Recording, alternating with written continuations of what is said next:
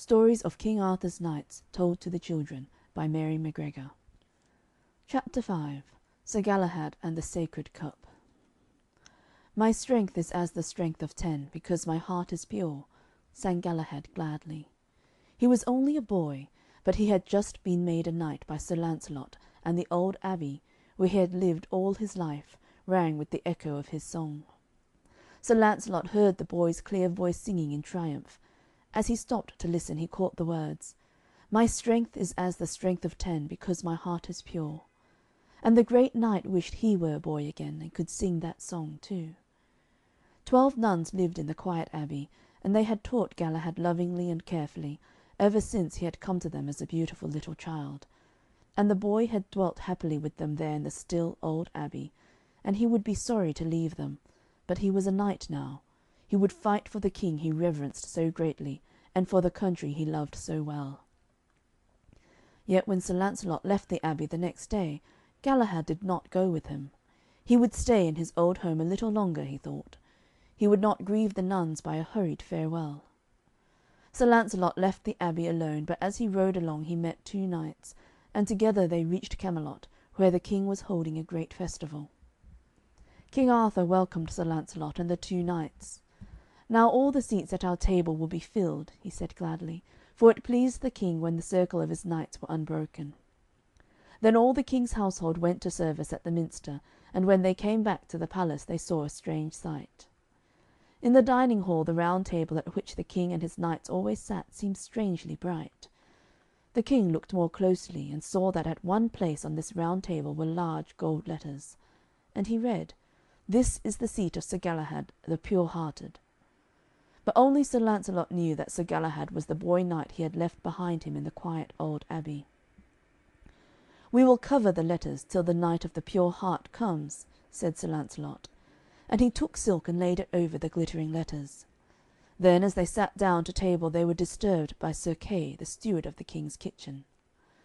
"You do not sit down to eat at this festival," Sir Kay reminded the king, "till you have seen or heard some great adventure." And the king told his steward that the writing in gold had made him forget his usual custom. As they waited, a squire came hastily into the hall. "I have a strange tale to tell," he said. "As I walked along the bank of the river, I saw a great stone, and it floated on the top of the water, and into the stone there has been thrust a sword." Then the king and all his knights went down to the river, and they saw the stone, and it was like red marble. And the sword that had been thrust into the stone was strong and fair. The handle of it was studded with precious stones, and among the stones there were letters of gold. The king stepped forward, and bending over the sword read these words, "No one shall take me away but he to whom I belong. I will hang only by the side of the best knight in the world." The king turned to Sir Launcelot. "The sword is yours, for surely there lives no truer knight." But Sir Launcelot answered gravely, "The sword is not mine. It will never hang by my side, for I dare not try to take it." The king was sorry that his great knight's courage failed, but he turned to Sir Gawaine and asked him to try to take the sword. And at first Sir Gawaine hesitated, but when he looked again at the precious stones that sparkled on the handle, he hesitated no longer. But he no sooner touched the sword than it wounded him, so that he could not use his arm for many days. Then the king turned to Sir Percivale, and because Arthur wished it, Sir Percivale tried to take the sword, but he could not move it. And after that no other knight dared to touch the fair sword, so they turned and went back to the palace.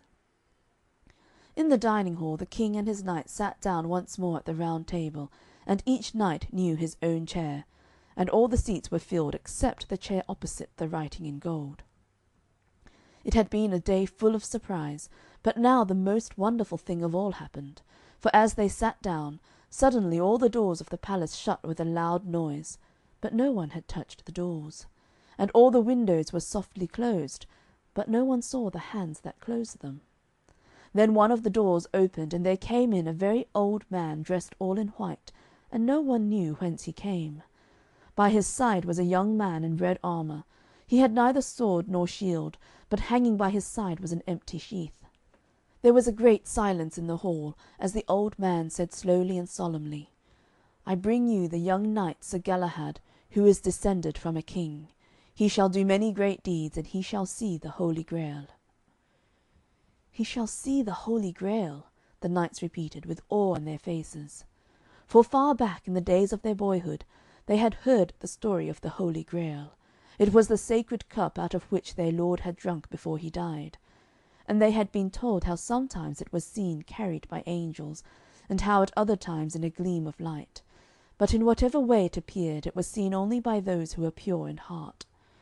And as the old man's words, "He shall see the Holy Grail," fell on their ears, the knights thought of the story they had heard so long ago, and they were sorry, for they had never seen the sacred cup, and they knew that it was unseen only by those who had done wrong. But the old man was telling the boy knight to follow him. He led him to the empty chair and lifted the silk that covered the golden letters. "This is the seat of Sir Galahad, the pure-hearted," he read aloud.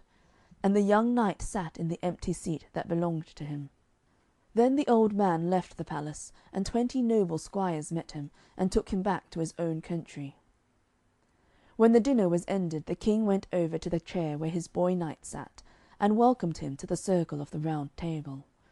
Afterwards he took Sir Galahad's hand, and led him out of the palace to show him the strange red stone that floated on the river. When Sir Galahad heard how the knights could not draw the sword out of the stone, he knew that this adventure was his. "I will try to take the sword," said the boy knight, "and place it in my sheath, for it is empty." And he pointed to his side. Then he laid his hand on the wonderful sword, and easily drew it out of the stone and placed it in his sheath. "God has sent you the sword, now he will send you a shield as well," said King Arthur. Then the king proclaimed that the next day there would be a tournament in the meadows of Camelot. For before his knights went out to new adventures he would see Sir Galahad proved. And in the morning the meadows lay bright in the sunshine, and the boy knight rode bravely to his first combat, and overthrew many men. But Sir Launcelot and Sir Percivale he could not overthrow. When the tournament was over, the king and his knights went home to supper, and each sat at his own seat at the Round Table. All at once there was a loud crashing noise, a noise that was louder than any peal of thunder. Was the king's wonderful palace falling to pieces? But while the noise still sounded, a marvellous light stole into the room, a light brighter than any sunbeam. As the knights looked at one another, each seemed to the other to have a new glory and a new beauty in his face. And down the sunbeam glided the Holy Grail.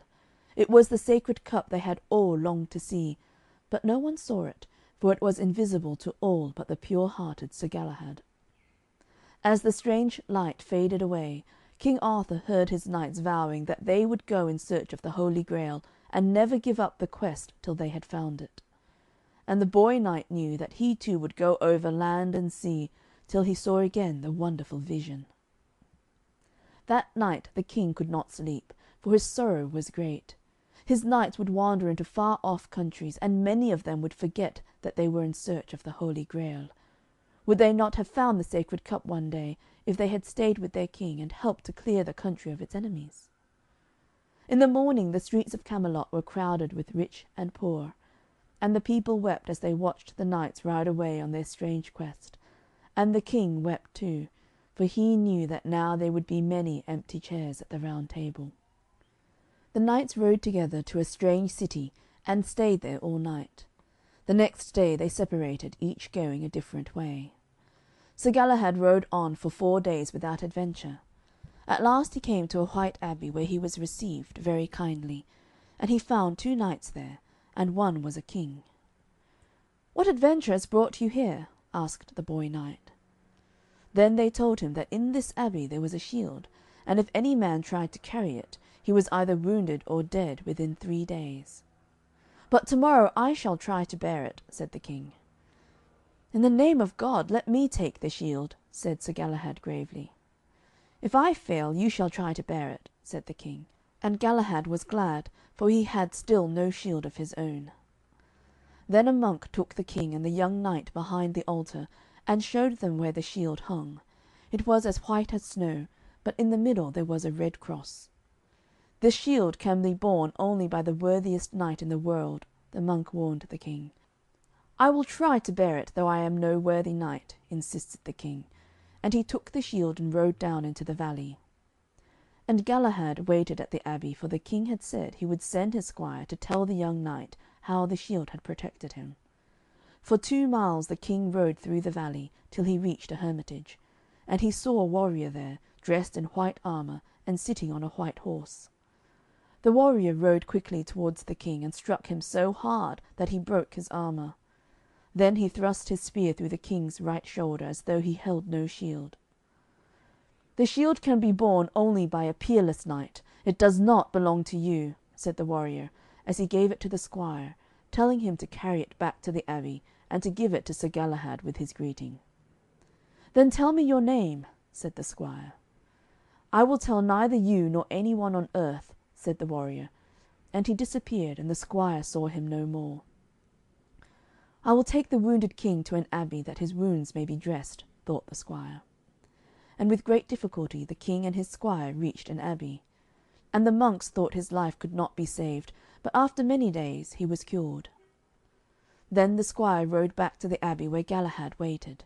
"The warrior who wounded the king bids you bear this shield," he said. Galahad hung the shield round his neck joyfully, and rode into the valley to seek the warrior dressed in white. And when they met they saluted each other courteously, and the warrior told Sir Galahad strange tales of the white shield, till the knight thanked God that now it was his. And all his life long the white shield with the red cross was one of his great treasures. Now Galahad rode back to the abbey, and the monks were glad to see him again. "We have need of a pure knight," they said, as they took Sir Galahad to a tomb in the churchyard. A pitiful noise was heard, and a voice from the tomb cried, "Galahad, servant of God, do not come near me." But the young knight went towards the tomb and raised the stone. Then a thick smoke was seen, and through the smoke a figure uglier than any man leapt from the tomb, shouting, "Angels around thee, Galahad, servant of God! I can do you no harm." The knight stooped down and saw a body all dressed in armour lying there, and a sword lay by its side. "This was a false knight," said Sir Galahad. "Let us carry his body away from this place." "You will stay in the abbey and live with us," entreated the monks. But the boy knight could not rest. Would he see the light that was brighter than any sunbeam again? Would his adventures bring him at last to the Holy Grail? Sir Galahad rode on many days, till at last he reached a mountain. On the mountain he found an old chapel. It was empty and very desolate. Galahad knelt alone before the altar and asked God to tell him what to do next. And as he prayed, a voice said, "Thou brave knight, go to the Castle of Maidens and rescue them." Galahad rose and gladly journeyed on to the Castle of Maidens. There he found 7 knights who long ago had seized the castle from a maiden to whom it belonged, and these knights had imprisoned her and many other maidens. When the 7 knights saw Sir Galahad, they came out of the castle. "We will take this young knight captive and keep him in prison," they said to each other as they fell upon him. But Sir Galahad smote the first knight to the ground, so that he almost broke his neck. And as his wonderful sword flashed in the light, sudden fear fell on the 6 knights that were left, and they turned and fled. Then an old man took the keys of the castle to Galahad, and the knight opened the gates of the castle and set free many prisoners. He gave the castle back to the maiden to whom it belonged, and sent for all the knights in the country round about to do her homage. Then once again Sir Galahad rode on in search of the Holy Grail. And the way seemed long, yet on and on he rode, till at last he reached the sea.